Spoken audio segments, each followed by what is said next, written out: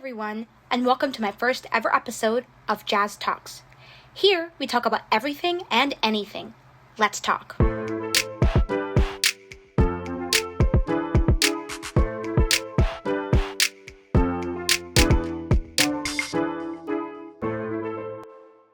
You may be wondering what this episode is all about.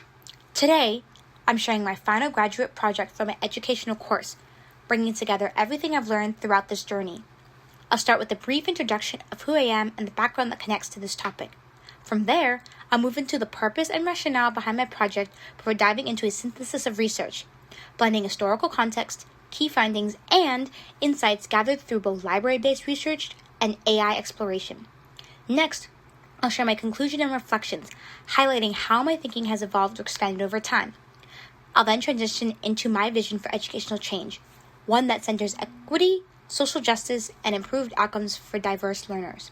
From there, I'll break down a practical application by exploring guiding questions such as what are implications of this research for schools policy or classroom practice, and how might I apply these insights to my culminating project. I'll also reflect on my use of AI in the process, including what was helpful, what ideas I adapted to set aside, and how AI influenced my overall thinking and direction. Finally, I'll close with an afterword that ties everything together and reflects on the journey as a whole. Hi, my name is Jasmine. I am a graduate student at Dominican University of California in the Multiple Subject Elementary Department. I'm working to get my master's and special education credential while finishing up my teacher preparation exams. In this section, I will start with a brief introduction. This podcast episode is being submitted to my professor for my graduate education course. Throughout this class, I'll be conducting research to help narrow my topic and clarify the goals of my focus project, which will ultimately serve as my thesis for graduate school. By the end of the summer, I'll have completed 2 full course units along with all the coursework to earn my graduate degree, including the completion of my focus project. One of the exciting aspects of my program is that it has been designed to be more creative and flexible than traditional thesis format. Instead of writing a standard research paper, we're encouraged to choose the medium that best represents our work and learning. For that reason, I've chosen to use a podcast format for both my 2 graduate classes, one for my final project and the other for my focus project.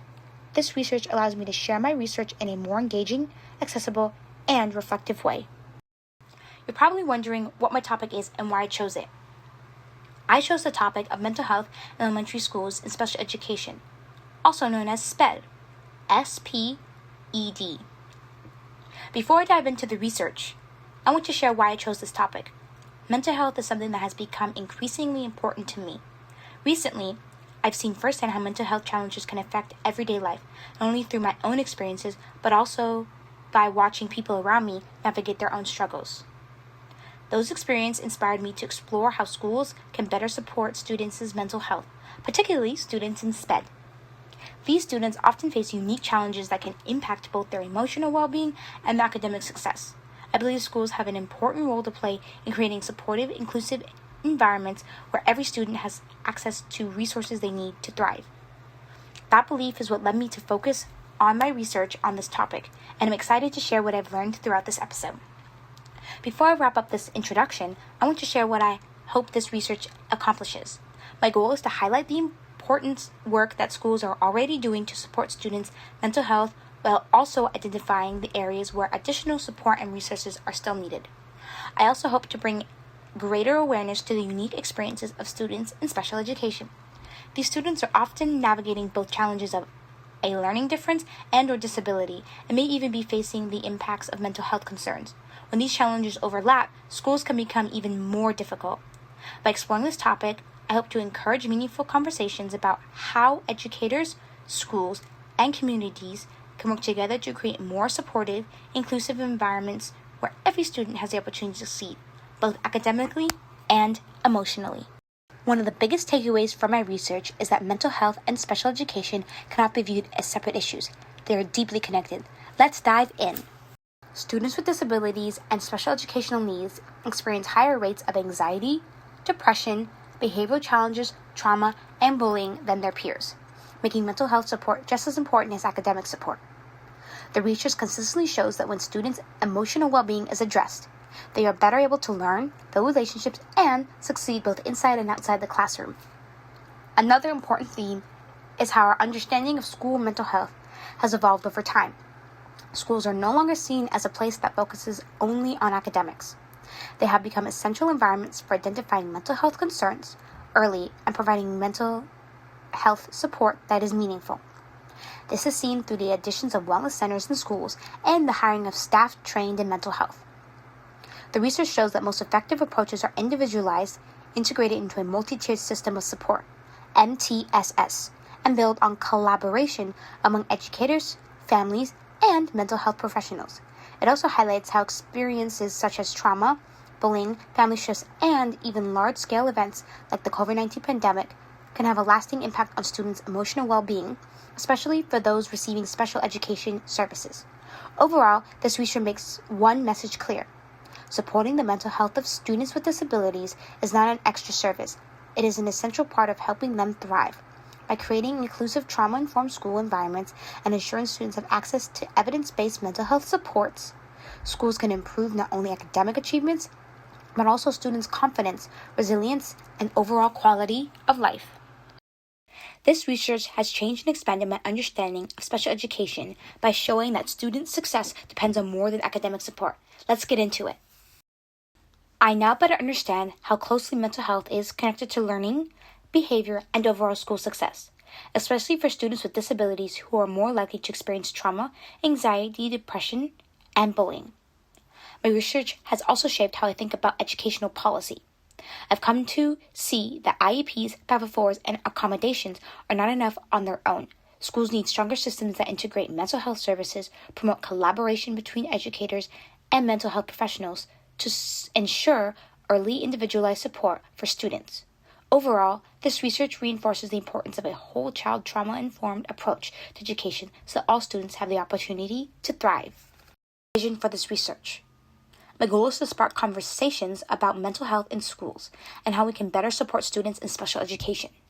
My research has shown that students with disabilities often face both academic and mental health challenges, making it essential for schools to address both needs together. Moving forward, I hope my culminating project focuses on practical solutions such as strengthening multi-tiered systems of support, MTSS, increasing access to school-based mental health services, providing professional development for educators, and promoting collaboration among teachers, specialists, and families. Throughout my credential program, I've learned the importance of creating inclusive learning environments that support the whole child. My hope is that this project not only shares the research, but also provides practical strategies that help schools create healthier, more supportive environments where every student has the opportunity to succeed. I hope this research sparks meaningful conversation about the role of mental health in schools and encourages educators, policymakers, and students to consider how current practices can be improved to better support students in special education, especially among their mental health. This research points to a clear need for schools to strengthen MTSS by more intentionally connecting mental health services with academic instruction. What does this really mean? In practice, this means policy should ensure students with disabilities receive layered support, from universal social emotional learning in the classroom to targeted small group interventions and individualized services through IEPs, 504s, along with mental health assessments that result in mental health services when necessary. In the classroom, this looks like trauma-informed teaching strategies that are built into everyday instruction. Things like consistent routines, regular emotional check-ins, restorative practices, and positive behavior support that focuses on teaching skills rather than just managing behavior. It also includes structured peer collaboration, which helps support both academic growth and social-emotional development. A key takeaway for practical application of policy is the importance of stronger collaboration between teachers, mental health professionals, and families. Early identifications and coordinated support are essential so students don't fall through the cracks. This research can be applied by designing a trauma-informed classroom plan or developing an MTSS-based school support model. AI helped me take my research and turn it into practical ideas for real school and classrooms. Instead of just summarizing studies, it helped me identify key themes like strengthening MTSS, using trauma-informed teaching, increasing collaboration between educators and mental health professionals, and embedding social-emotional learning into daily instruction. It also helped me narrow my focus. At first, I I considered multiple intervention ideas, but I realized that was too broad. I refined my project to focus on designing a trauma-informed classroom plan with an MTSS framework and connecting it to my Cal TPA lesson planning through SEL strategies, differentiation, and IEP supports. Overall, the AI helped me shift my thinking from understanding the problem to developing realistic, evidence-based solutions that connect directly to classroom practice and school policy. This research helped me refine and narrow the focus of my culminating project, allowing me to move from broad ideas to a more targeted and purposeful direction. As you reflect on what we've discussed today, think about the role you can play in supporting mental health in your own community. How can you support SPED students struggling with their mental health? What are some meaningful ways you can make a positive difference? Take a moment to discuss your ideas with one another and consider how small actions can create lasting change. Shout out to the Wireless Macro Ultra Compact Wireless Microphone RODE Rode. They didn't sponsor this video, but that equipment has been used to get all the wonderful audio for this podcast. Shout out to all the AI tools I used. They were so helpful in my research. Thank you to all my classmates who helped me. Thank you to my professor, Rebecca Birch, for encouraging us in our research and creativity. Thank you for listening to this episode of Jazz Talks. Stay tuned for the next episode and don't forget to subscribe. Stay Startastic. Bye!